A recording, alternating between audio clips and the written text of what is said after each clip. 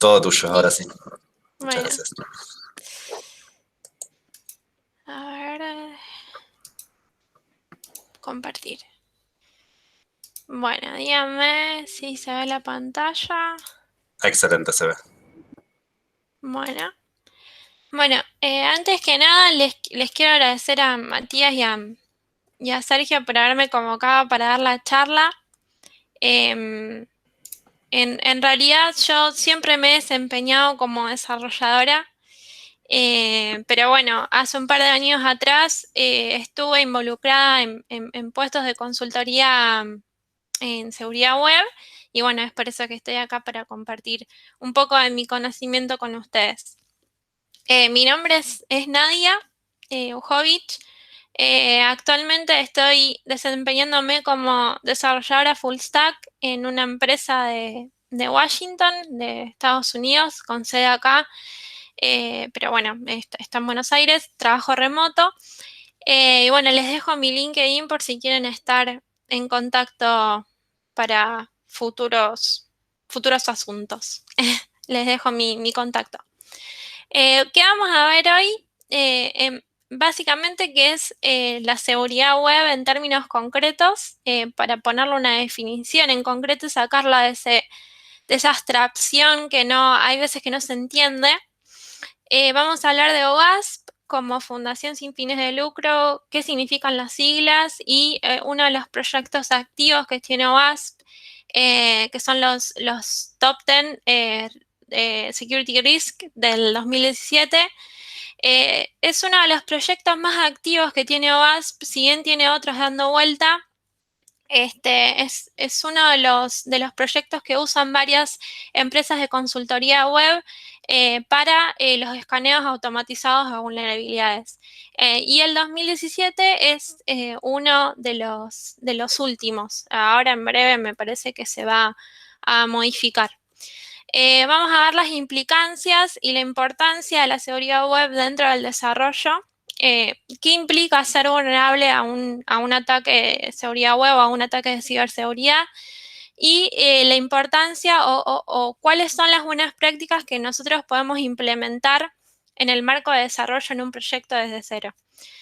Y por último, vamos a ver una demo de ShuiShop, que es una aplicación que se hizo vulnerable, se desarrolló vulnerable, está basada, me parece que en Angular y en Node, eh, con fines, digamos, didácticos para que la gente entienda cuáles son los riesgos y, bueno, se cope a tratar de buscarlos, ¿no?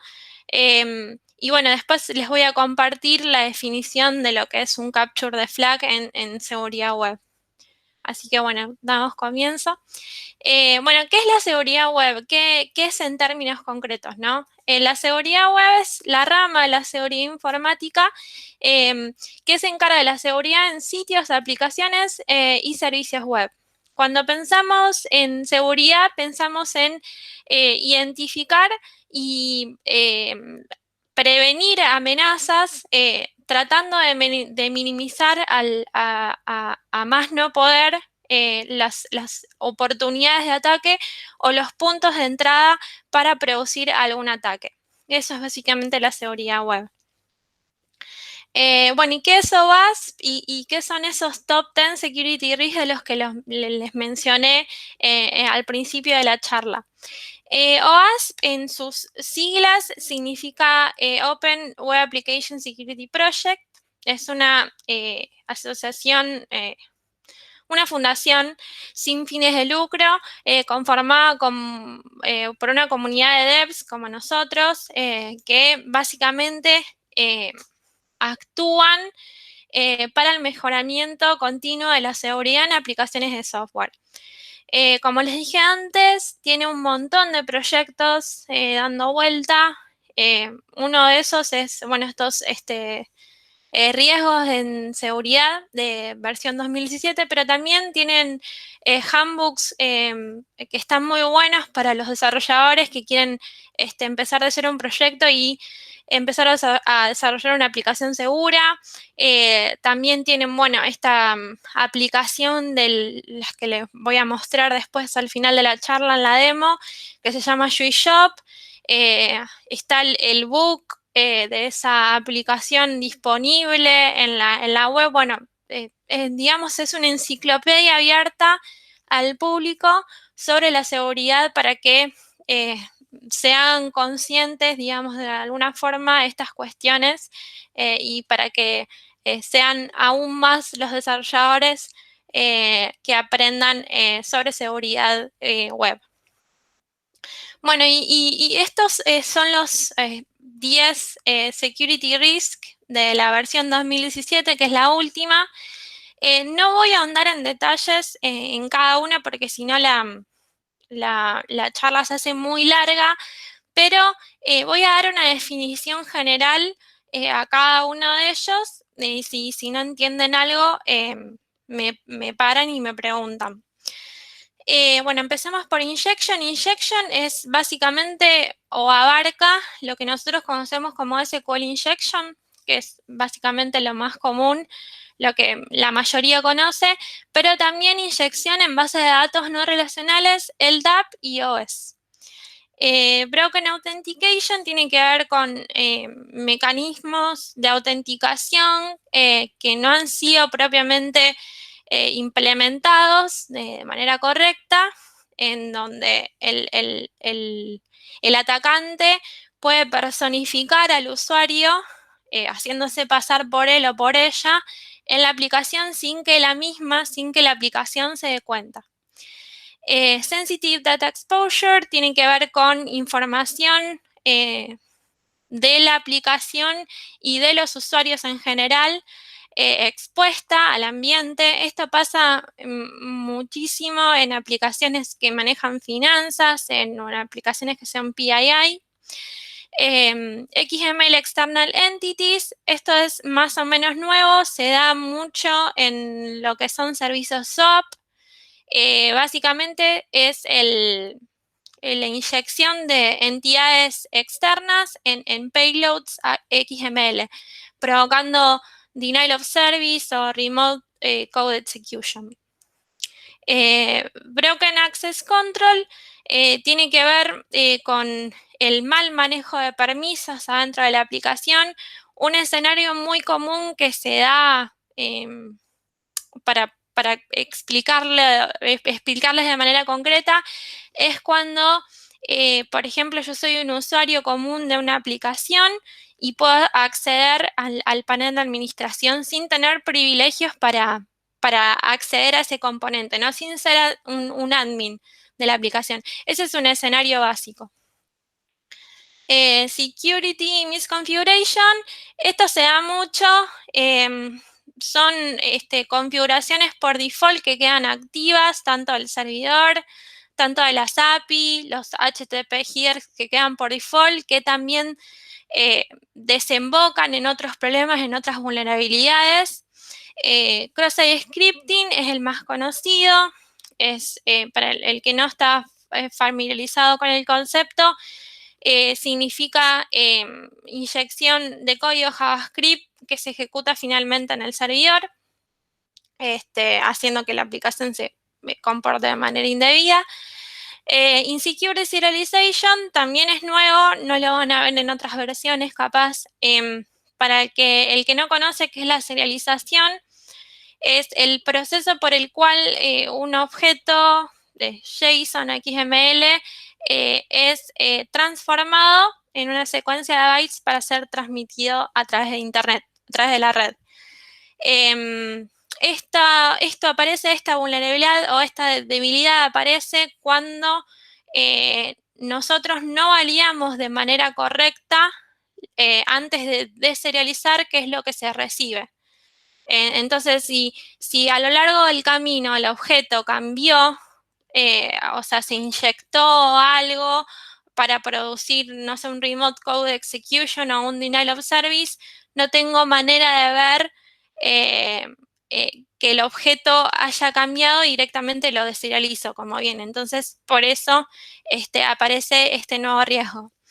Insecure Components with No Vulnerabilities es básicamente usar librerías, frameworks, componentes que ya son vulnerables y por transitividad hacen vulnerable propiamente a mi aplicación. Y Insufficient Logging and Monitoring tiene que ver con mecanismos de monitoreo que no son debidamente implementados y que no me advierten de actividad sospechosa o fallas graves adentro de la aplicación. Así que esos son más o menos los 10 security risk de la versión 2017. Si quieren ver otras versiones, las cuales no están activas, pero quieren ver a lo mejor el contraste de una versión y la otra, pueden ir a la página OWASP, que después se las voy a dejar en los links al final de la charla. Bueno, ¿cuáles son las implicancias? El hecho, digamos, de ser vulnerable o ser víctima de un ataque y la importancia que le podemos dar dentro del marco de desarrollo como developers, que es lo más importante. Bueno, en un tono jocoso puse estos memes para que, digamos, nos salgamos un poco del dramatismo y podamos explicar de una manera distinta qué implica ser vulnerable o ser una víctima de algún ataque. Por ejemplo, el primero, los dos tienen que ver con ataques de SQL injection. El primero hace un drop database y el segundo no dice qué tipo de ataque, pero dice que el hijo de la señora que recibe el llamado hizo un ataque SQL injection a la base de datos del colegio y el colegio perdió muchísimos registros de años. Y eso es básicamente lo que yo quiero que se lleven con un drop database o cualquier ataque de SQL injection. Se pueden ver comprometidos muchísimos registros de la base de datos, así comprometiendo no solamente la aplicación, sino también datos personales de los usuarios. Y esto también para llevarlo a un modo más serio, para que se den una idea que también los grandes monstruos pueden ser víctimas de ataques de seguridad web. Por ejemplo, bueno, el primero no tiene básicamente que ver con un ataque de por sí, pero es básicamente una debilidad que se puede explotar. O sea, el duplicado de cobros, el vaciamiento es un error, digamos, de deployment, pero se puede explotar para llevarlo, digamos, a diferentes aristas, ¿no? Garmin, si se acuerdan, si son deportistas, el año pasado, si no me falla la memoria, fue víctima de un ransomware, de un ataque ransomware a principios de marzo del 2020, y la aplicación mobile no andaba, la aplicación web no andaba. Estuvo prácticamente semanas para hacer un recovery de la información que perdió. Un montón de usuarios de Garmin hoy en día no pueden ver actividad suya años anteriores. Y obviamente hay información confidencial de tarjetas de crédito porque hay componentes que se pueden comprar y adherirse al reloj o a cualquier otro dispositivo que también fueron expuestos. Así que hay un montón de usuarios que eran usuarios de Garmin y se pasaron a otros competidores como Strava. Y Marriott, que es una de las cadenas hoteleras más importantes, también hace 3 años atrás sufrió un data breach, un ataque de data breach, en donde también información confidencial de los usuarios, como tarjetas de crédito, reservas, etcétera, fueron también comprometidos. Y eso es lo que quiero que se lleven hoy de esta charla, además, digamos, del background práctico que vamos a tener, es que aún los grandes monstruos en la industria son víctimas de ataques de ciberseguridad. Esto es lo que implica entonces ser víctima de un ataque, ¿no? Digamos, es reconstruir la reputación de la empresa, porque los clientes empiezan a perder confianza en nosotros, porque ellos también se ven vulnerados, no es solamente el negocio nuestro, sino que ellos también se ven vulnerados porque son los datos de ellos los que se ven comprometidos y obviamente pierden confianza en nosotros y se van a la competencia. Así nosotros vendamos servicios, ofrezcamos productos, etcétera, etcétera. ¿Y qué es lo que podemos hacer o qué no podemos implementar como buenas prácticas antes de que pase todo esto? O sea, invertir siempre en seguridad web o teniendo un plan proactivo o un plan de requerimientos de seguridad web, a priori es muchísimo más barato que invertir ya en barreras reactivas ya cuando uno es víctima de ciberataques, etcétera, etcétera. El plan de remediación va a ser muchísimo más corto y con nosotros venimos de empresas de desarrollo de software o software factories.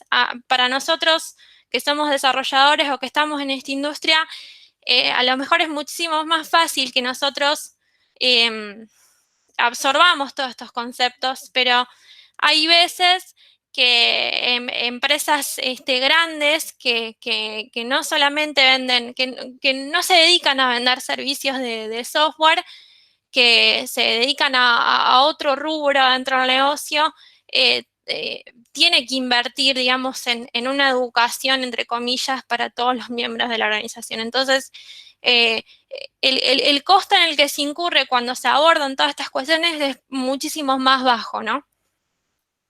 Y quiero que se lleven dos ideas, básicamente, de esta charla.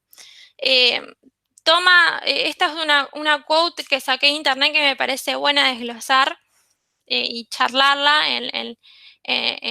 con ustedes, que es, toma 20 años en reconstruir la reputación de una empresa y solo unos minutos de un ciberaccidente en arruinarla. Es esa idea que yo quiero que se lleven, o sea, cuanto más conscientes se hagan esos planes proactivos en seguridad web y se aborden barreras proactivas, menores van a ser las chances de que yo tenga que invertir muchísima plata en reconstruir mi reputación como empresa. Y la segunda que quiero que se lleven es que la seguridad web no es solamente un asunto del departamento IT. Y esto es lo que les mencionaba antes. Imagínense a las empresas grandes, a las multinacionales que tienen un montón de departamentos, qué sé yo, contaduría, recursos humanos. Está bueno que tengan un departamento dedicado a seguridad dentro del departamento IT o eh, tengan, digamos, proveedores de consultoría web que puedan educar a cada miembro de la organización, qué sé yo, contra barreras phishing. Justamente, para contarles una anécdota, la semana pasada el cliente para el cual trabajamos, uno de mis jefes, dijo que había sido víctima de phishing y le llevó toda una semana hacer el backup, digamos, de su máquina digamos, hacer el recovery de todos los datos que tenía en su máquina, porque solamente abrió un mail que no tenía que abrir e hizo clic en un link que no tenía que hacer clic, para que se den una idea. Hay gente inclusive gente que se dedica a IT, que no sabe los riesgos, que no conoce estos conceptos. Entonces estaría bueno que cada empresa eduque o invierta en cursos para que cada miembro de la organización sepa cuáles son estos riesgos. Bueno, por último vamos a ver lo que es capture the flag en sentidos, digamos, prácticos dentro de seguridad. Yo en el 2015 tuve una oportunidad cuando empecé, digamos, como consultora web, en viajar a la DEFCON. Y ahí fue en donde me familiaricé con este concepto de capture the flag. En sentido, digamos, de deporte, Recién hablábamos del paintball, pero supónganse que están jugando, hay dos equipos y uno trata de robarse la bandera con el equipo del color del equipo contrario del otro. Entonces el primero que captura la bandera es el que gana. Bueno, en Capture the Flag, las flags en sentido, digamos, de seguridad son vulnerabilidades, son debilidades ocultas adentro de aplicaciones que ya se conocen como riesgosas o vulnerables. Y los competidores se roban flags, se roban banderas, que son estas vulnerabilidades, con ataques de ofensa y defensa. Entonces, nosotros, digamos, lo vamos a limitar a un capture the flag virtual para que ustedes se copen y en cualquier aplicación vulnerable o riesgosa que encuentren, el que más captura vulnerabilidades, el que más encuentra vulnerabilidades es el que gana, digamos. Así que bueno, si les parece, Sergio y Mati, empezamos con la demo. Si quieren, si no hay ninguna otra pregunta. Genial. No sé si hasta ahora querés hacer una pausa de preguntas antes de Sí, a empezar la ver demo. si hay alguna pregunta. Si no, yo creo que la gente va a estar media como expectante para la demo. Y podemos hacer las preguntas después también. ¿Alguno quiere levantar la mano antes? Demo. A mí me interesa antes de la demo, yo quiero hacer una sola. Sí, capaz Que que cuentes surgen preguntas. alguna Sí, anécdota de la DEF CON, que me parece que debe haber sido una experiencia súper interesante. Sé que gente, no sí, sé, tenía miedo de entrar con su celular porque lo hackeaban y te aparecían en las sí. pantallas de que... Yo fui sin celular el primer día porque me habían. Después fui con celular. Después fui, no, alguna anécdota copada. La gente los disertantes que disertaban por primera vez en la DEFCON, en el medio de la charla te caían dos personas de la organización y te tenías que tomar un vasito de tequila entero, enfrente de toda la audiencia. Eso estaba bueno. Había un montón de disertantes nuevos. Ahí había básicamente miles de charlas para asistir. Hay veces que se te superponían los intereses. Yo quiero asistir a esta, pero en realidad también quiero ir a esta. Había muchísima gente, había un montón de sponsors, me acuerdo. Me trajo un montón de remeras. Ahora no tengo el voucher, el badge que me habían dado. Pero era un disco de pasta, me acuerdo. Para la edición 2015 fue un disco de pasta que tenía un mensaje encriptado, que tenías que desencriptar. Y te llevabas un premio, algo así. Estaba bueno, estaba bueno. Pero bueno, yo era muy nuevita en el 2015, era muy chica. Recién empezaba. Muy buena DEF CON. Sí, Bueno, muy buena, muy buena. Sí, bueno, si no hay preguntas, vamos a pasar a la demo si quieren. dale nomás. Muchas gracias. No, por favor. Bueno, como les dije antes, vamos a ver lo que es SweetShop, que es la aplicación de que desarrolló UAS de manera didáctica para que las personas aprendan cuáles son los riesgos en sentido práctico de una aplicación vulnerada. Lo que yo siempre uso, o digamos mi kit de hacking es siempre un debugger de tráfico HTTP, el que quieran. Yo uso Fiddler y hay veces que uso herramientas online de desencriptado o de cifrado o de encodeo para craquear o desencriptar mensajes, passwords, etc. SweetShop tiene digamos, un repositorio GitHub que ustedes lo pueden buscar. A ver, vamos a buscar GitHub. SweetShop, porque si quieren, digamos, adentrarse en el mundo del hacking de SweetShop, van a tener que deployar la aplicación Y lo que te ofrece en el README la gente de OWASP es deployarlo directamente en Heroku. Si no tienen una cuenta, hágansela porque yo no recomiendo correr local la aplicación porque es demasiado lenta. Así que si no tienen cuenta en Heroku, hágansela, le dan al deploy, se loguean en la, en la página de Heroku y bueno, Heroku hace todo por ustedes. O sea, deploya la aplicación, eligen el host que le quieren poner y deployan directamente la aplicación.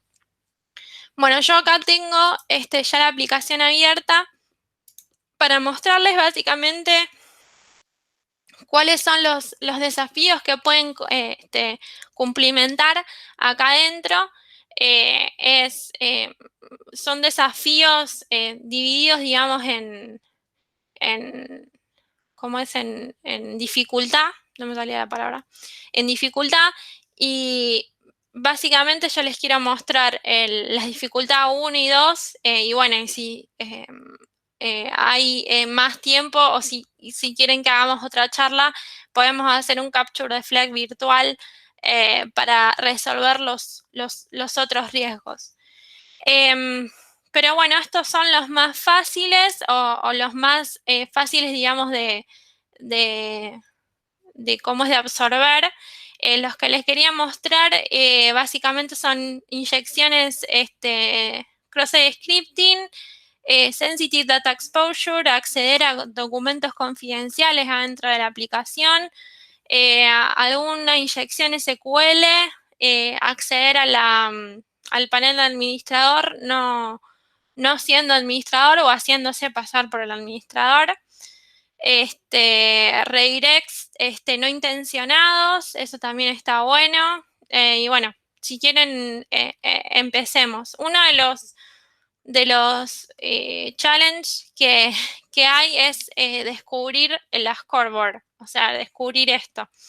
Y lo que yo hice básicamente es apretar F12 e inspeccionar el código fuente y ahí encontré la redirección, o la ruta, digamos, al scoreboard.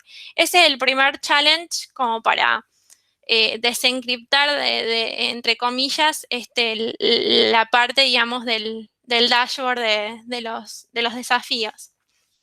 Después, si quieren, podemos probar diferentes inyecciones SQL, cross-site scripting. Por ejemplo, yo probé esta y fui probando en diferentes cajas de texto. Doy Enter y acá aparece el código JavaScript ejecutado. Y el que está más bueno, que fue el que me gustó más, el que por ahí se le puede dar un sentido más práctico de riesgo, es el que está acá. Tiene ¿cómo es? Un atributo URL, un iframe, a una canción de SoundCloud.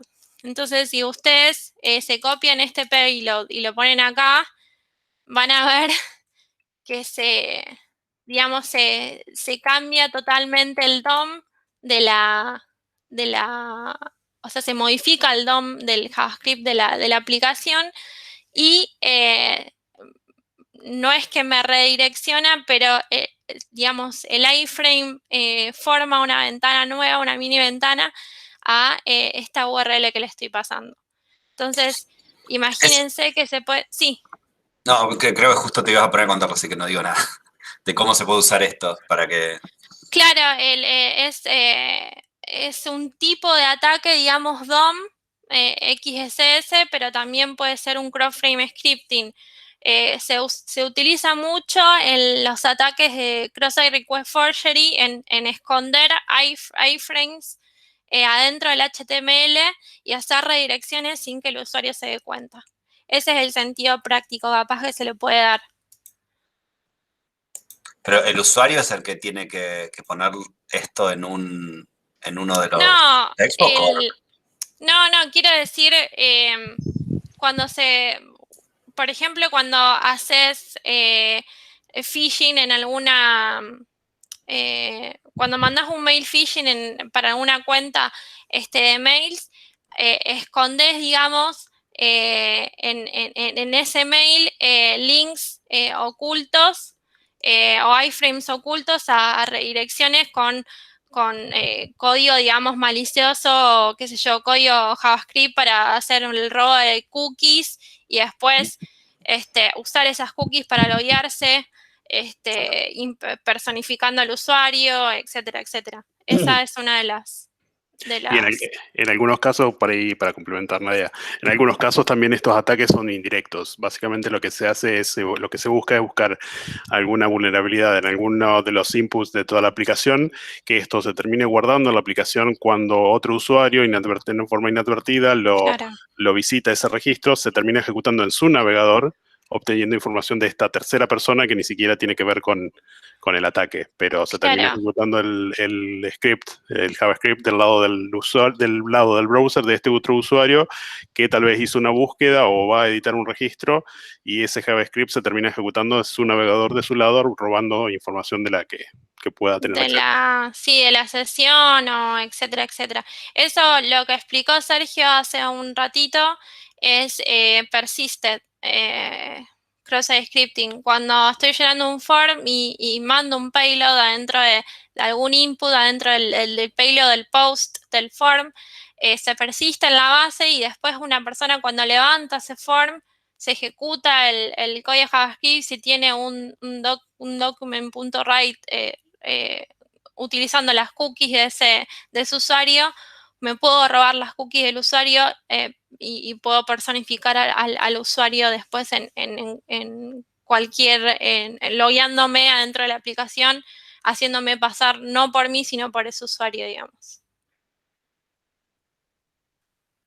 ¿Alguna otra pregunta más?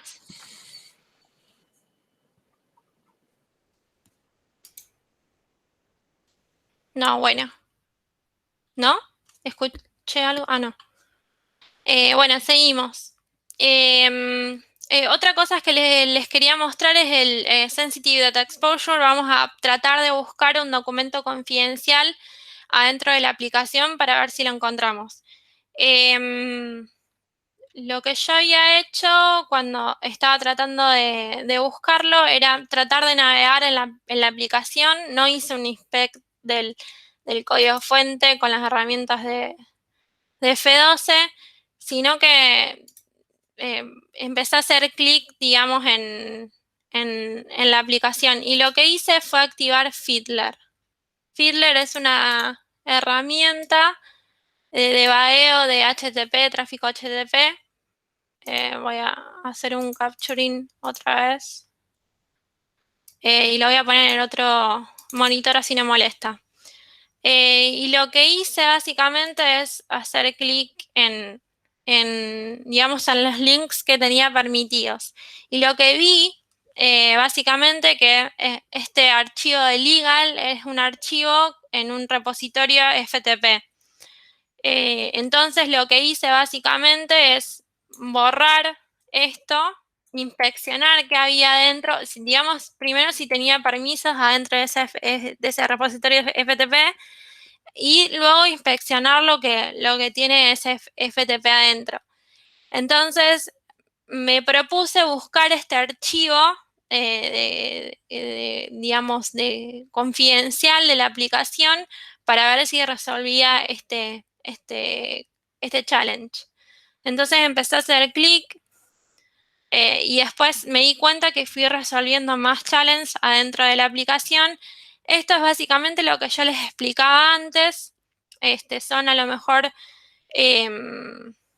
mejor dicho, errores que se dan en la aplicación que son mal manejados, o sea que no están customizados y me muestran, digamos, el código fuente de la aplicación. Si se dan cuenta, por ejemplo, yo ahora sé que es una aplicación basada en JavaScript, que a lo mejor está hecha en Node o a lo mejor está hecha en Angular, en React, etcétera, etcétera, por esta ruta, digamos, por las rutas que se exponen, digamos, en el error.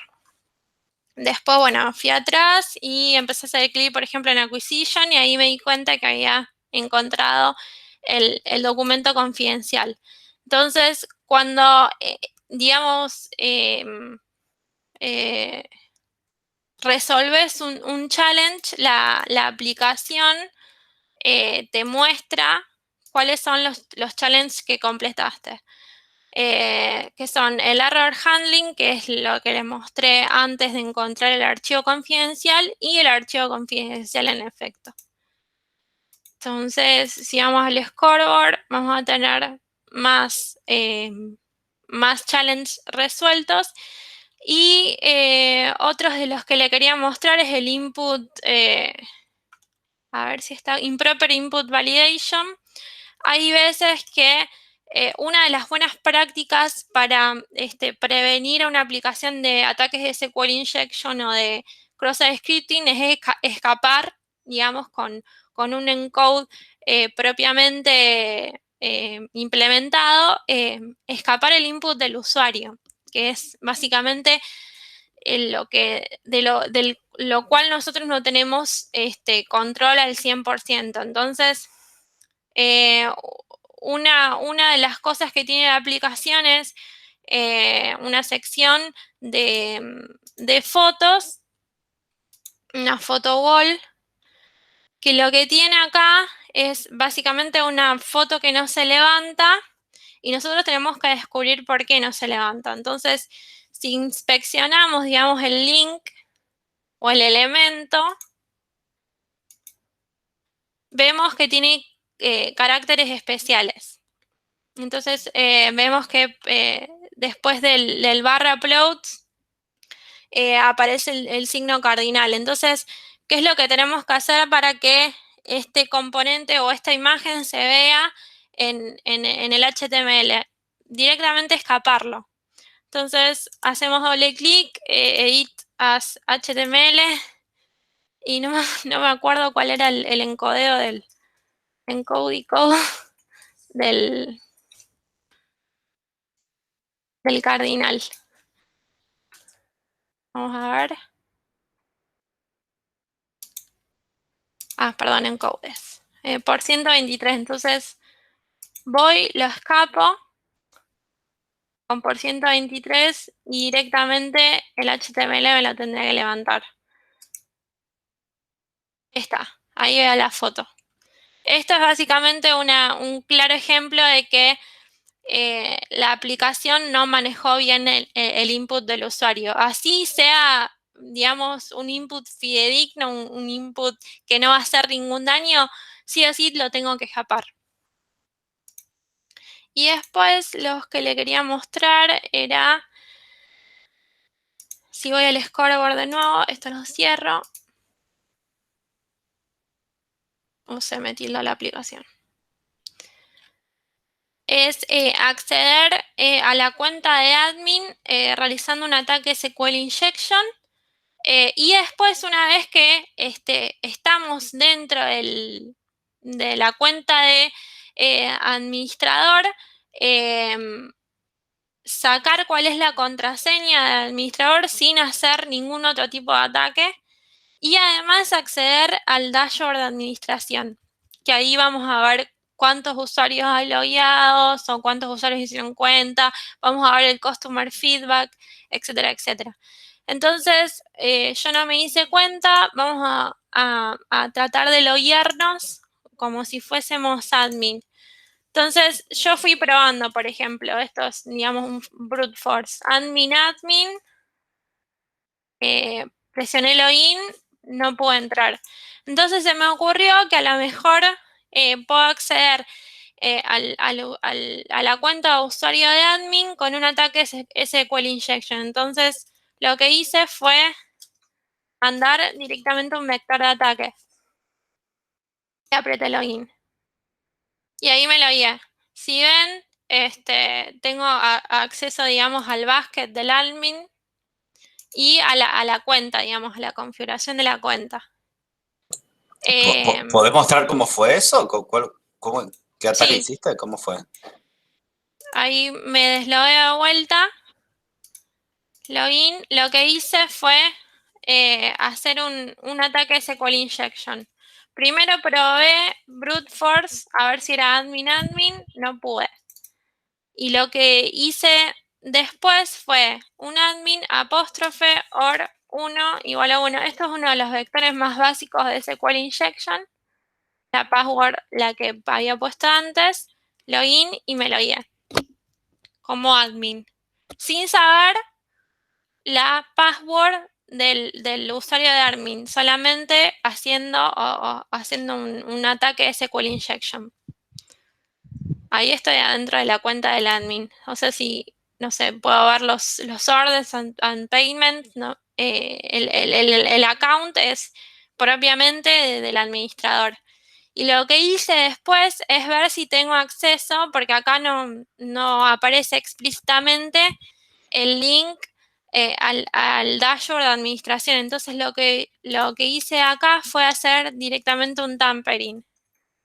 Probé diferentes alternativas. Admin no funcionó. Voy a probar con Administration.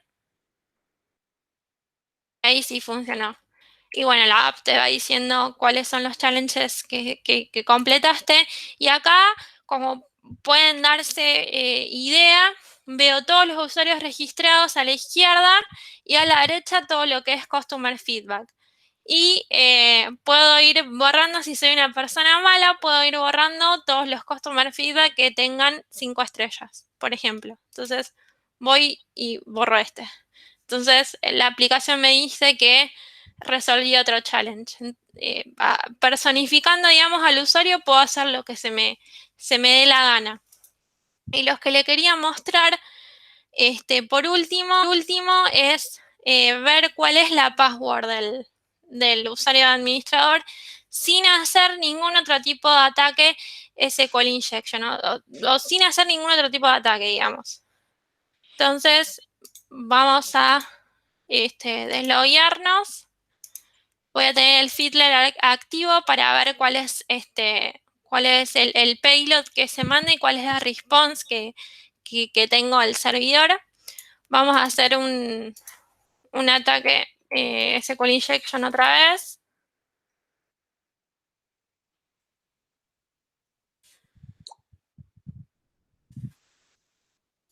Para ver cuál es el post. Y el post es este. Ahí no estamos. Comparto. Ahora sí, ahí está. Ahí está. Bueno, este es el payload que se manda en el post y esta es la response que tengo al servidor. Y fíjense lo curioso, ¿no?, de este token. A ver si ahora ando acá para que ustedes vean mejor. La aplicación, bueno, asume que yo estoy logueada como usuario admin y fíjense el token. ¿A qué les hace acordar el token? O sea, si alguno tiene idea, si alguna vez manejó. ¿Es un JWT? Sí, es un JWT, bien. Entonces, lo que puedo hacer es ver qué tiene este token, ¿no? De desencriptarlo. Entonces, voy a compartir acá a JWT para ver si lo puedo desencriptar. Y lo pego directamente acá, a ver si el compañero tenía razón. Si efectivamente tenía razón, es un JWT, un JSON Web Token. Y el algoritmo de cifrado es un RS256. Como ven acá, el payload, digamos, que surge de todas estas, de toda esta cadena, digamos, de caracteres, es el status, digamos, el payload que viene del servidor del estado del logueo. Tengo el email acá del administrador y el password. El password ahora puede ser que sea un encode en base 64 o cualquier otro tipo de cifrado. Entonces vamos a probar a ver si es un encode. Entonces lo que hice fue ver si lo podía decodear, si era en base 64 decodearlo. Efectivamente no es, entonces lo que hice fue, o base 64 es encriptado en M5. Entonces, procedí a desencriptarlo en M5 y efectivamente es el hash es un MD5 y la password en texto plano es un admin 123. Entonces ahí tenemos la password digamos, del admin. Entonces nos vamos a tratar de loguear. A ver, ¿cuál era la URL? El mail está en el token desencriptado. Sí, estoy buscando el Java Web Token acá. Entonces lo copio y pongo admin 123. Y efectivamente me logué con admin ahora, como es ya sabiendo, sin haber hecho ningún otro tipo de ataque, SQL injection o ningún otro tipo de inyección, pude saber cuál era la password del administrador. Así que básicamente era eso lo que les quería mostrar para que se lleven en sentido práctico cuáles son los riesgos y aprendan también, digamos, a jugar con esta aplicación o con otra que encuentren para ver si en un sitio que ya es vulnerado pueden encontrar más cosas. Así que si tienen alguna pregunta. Yo tengo ¿Aló? mucho miedo. Yo tengo una pregunta, pero Sí, aparte de Fiddler, que veo que es bastante similar a Postman, ¿recomiendas algún sí. otro tipo de herramienta para hacer este tipo de revisiones de seguridad? Sí, hay un montón dando vueltas. Grooveshark, Grooveshark no, me parece que era...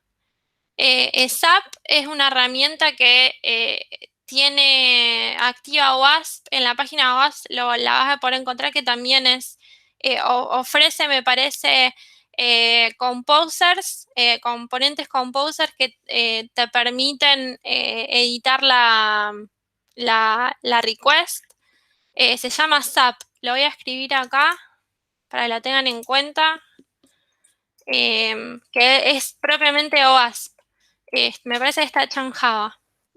Pero sí, hay un montón de dando vueltas. Yo uso Fiddler porque es con la que más me acostumbré. Pero pueden usar cualquier otra. Gracias. De nada. Yo tenía una curiosidad más que una pregunta. En tu experiencia, ¿has encontrado algún caso que se parezca a lo que nos has enseñado? Porque el último caso que explotaste, no sé, había un montón de errores ahí, no era una cosa sola. El MD5, Sí, ya partiendo del uso del MD5 había un montón de fallas por ahí. Me sí, parece un caso muy didáctico.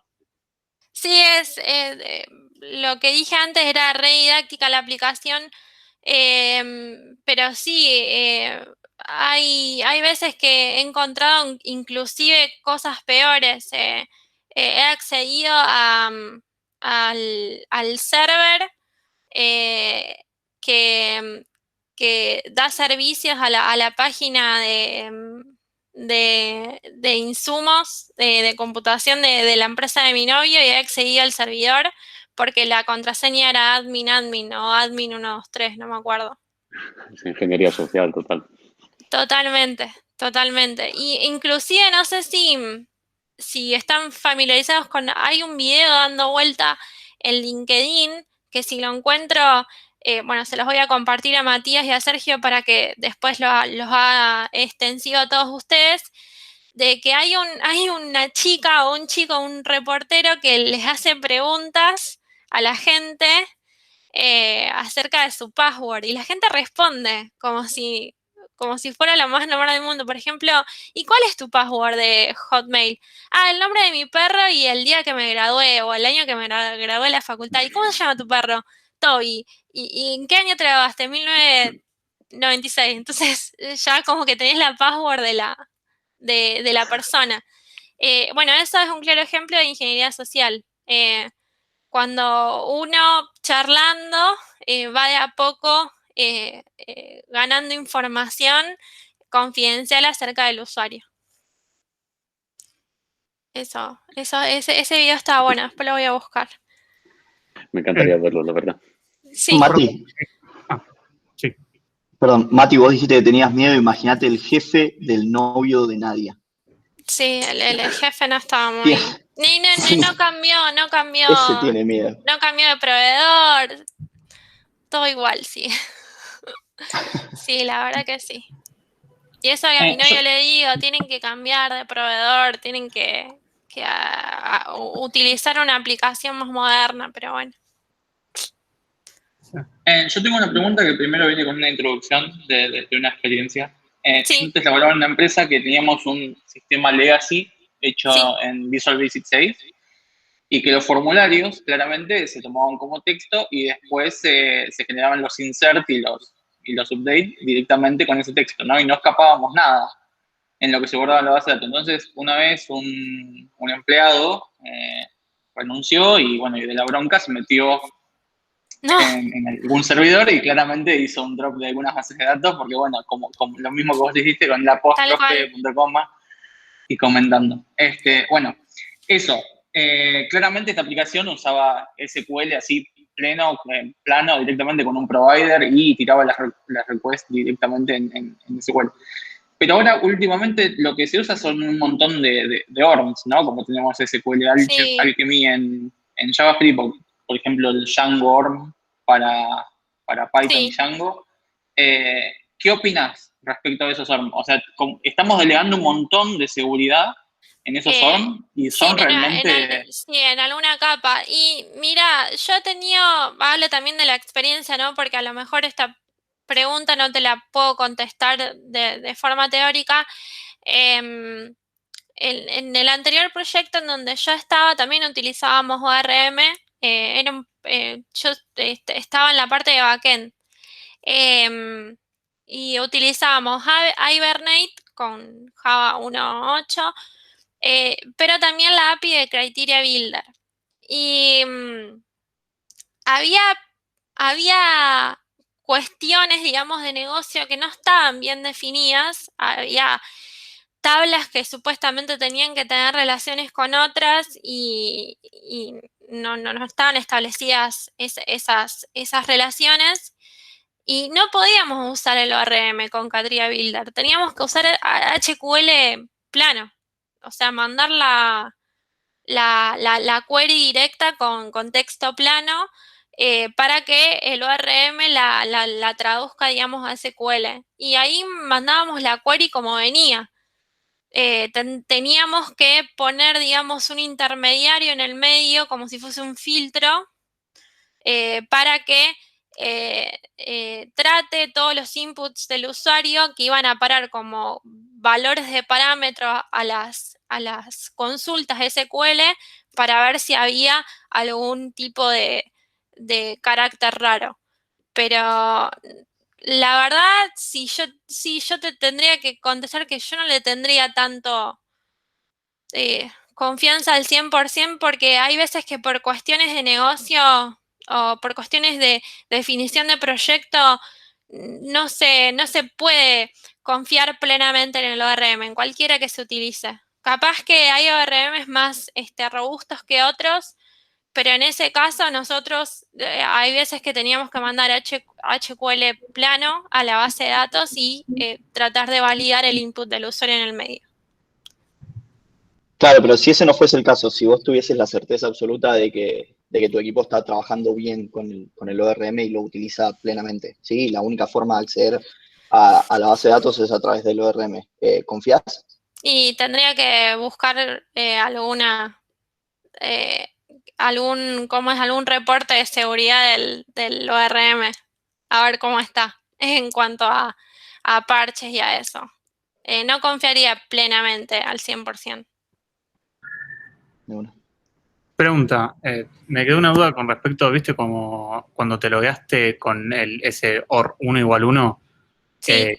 ¿qué es lo que estaba mal del lado de la base de datos? Es decir, ¿qué se explota eso? O sea, porque... En realidad no hay nada mal del lado de la base de datos. El problema lo tiene la aplicación.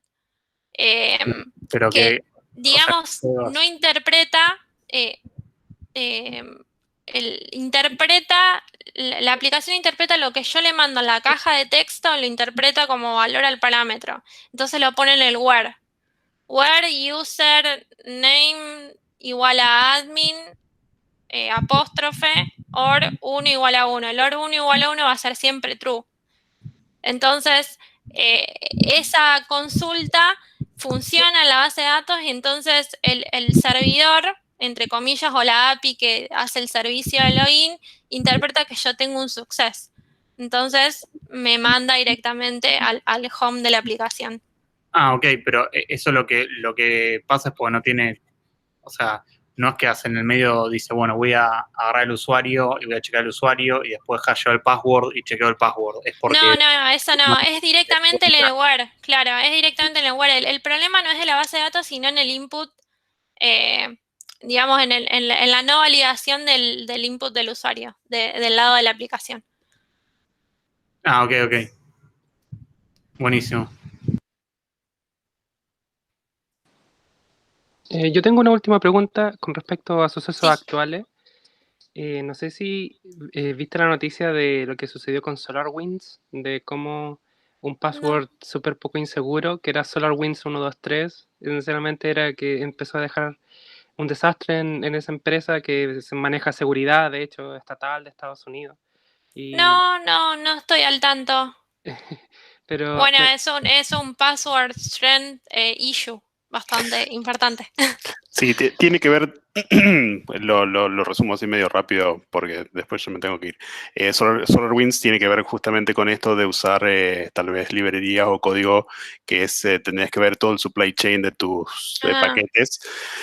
Por esta situación terminaron mandando algún código malicioso al proyecto de SolarWinds y SolarWinds se incorpora después en el proceso de build en otros productos, en otros proyectos. Y terminó afectándose. Es justamente el ataque de Sunburst, que fue bastante popular el año pasado, creo que es septiembre, octubre. Sí. Tiene que ver con eso. Pero es justamente que a través de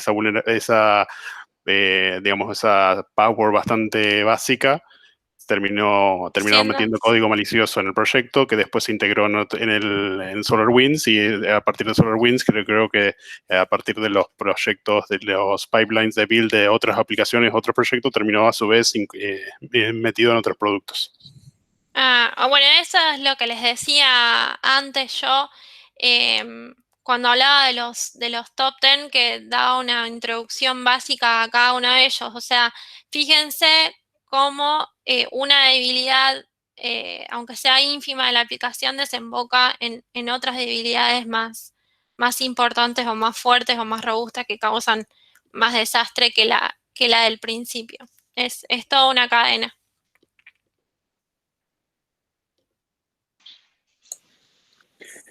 Yo tengo otro comentario. Me gustó mucho cuando hablaste de la cultura de la seguridad. Muchas veces me parece que empresas como la nuestra, que hacemos software, que estamos en ese mercado, nos confiamos un poco porque quizás somos un poco menos vulnerables a ataques de phishing o cosas por el estilo. Pero precisamente somos lo que más cultura de seguridad necesitamos tener en el propio software que hacemos. Sí. Usamos muchísimas librerías. Por ejemplo, lo que dijo Juan Cruz antes, de que delegamos la seguridad en el ORM, también lo hacemos constantemente con las librerías de autenticación de usuario, con Exacto. Arsi, Sí, tal cual. Ahí, ¿qué recomiendas tú? Hay que evaluar y chequear cada una de las librerías que se en un proyecto. Exacto, es lo que le decía Juan Cruz. Si nos remontamos al principio de la charla, yo les he nombrado uno de los riesgos de OWASP que se mencionan es using components o frameworks with known vulnerabilities. Primero hay que chequear para ver si la librería o el framework que estoy utilizando es confiable, para que mi aplicación no sea vulnerable por transitividad. Queda en nosotros la decisión. Si cerramos los ojos y decimos, bueno, lo uso y confío plenamente, queda en nosotros. Pero yo como le dije a Juan Cruz, chequearía. Y también muchas veces el manejo de errores que comentabas antes, al Sí. final eso lo podemos deducir a buena práctica de programación nuestra, supongo. Sí, es tal cual. Es un escenario básico en donde nosotros podemos implementar buenas prácticas y hacer mensajes de error más customizados. Perdona, sí, no he preguntado nada, lo siento, solo por comentar. Está bien, no pasa nada. ¿Alguna otra pregunta?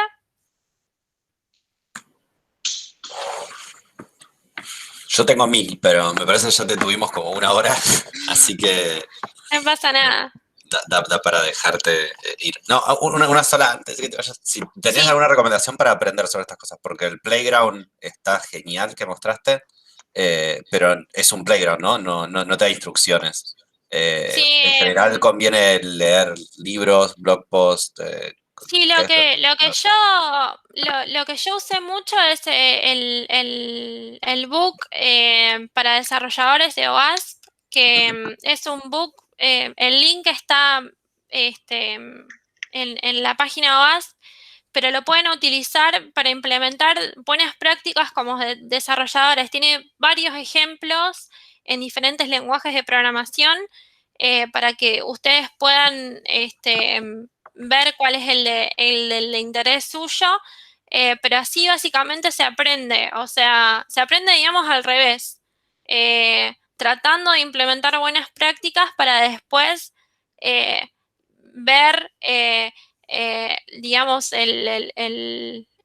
la otra cara del ataque. Una vez que ya sabemos que a lo mejor nuestra aplicación no es vulnerable SQL injection, entendemos mejor cuál es el concepto práctico de lo que sería el ataque y qué es lo que estamos escapando, qué tipos de cadena estamos escapando, etcétera, etcétera.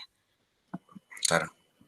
Bueno, genial. Después pasamos el link ese. Sí, paso los links cuando terminamos la charla. De hecho, los tengo en la presentación. Acá, si quieren, los paso en el... Ah, genial. Genial. Yo tengo la presentación que mandó listo, Sergio, me compartió, así que yo la puedo compartir ahí en el canal. Va a haber un canal de Capture the Flag, después lo comparto para los que tengan ganas de sumarse y en algún momento nadie proponía que nosotros nos metamos y hagamos un juego entre nosotros. Sí, así Lenio se copa con algún premio para el ganador. hay que poner un premio. Sí. Eso antes como práctica para después ir contra Leniolabs.com y otro de los state de Lenio. Nadia, la verdad que genial la charla. Ya algunas personas que se bajaron te fueron dejando mensajes que excelente la charla y todo. Buenísimo, gracias muchísimo por tu tiempo y por compartir esto con nosotros.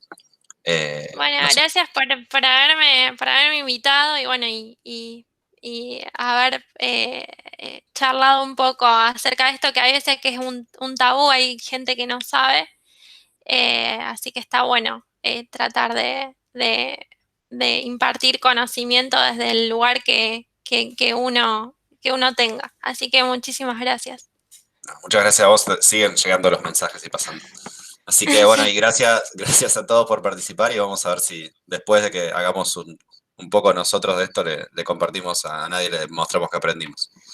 Bueno, muchísimas gracias. Saludo muy grande para todos. Muchas gracias. Chao, chao. Gracias. Un abrazo. Muchas gracias. Gracias.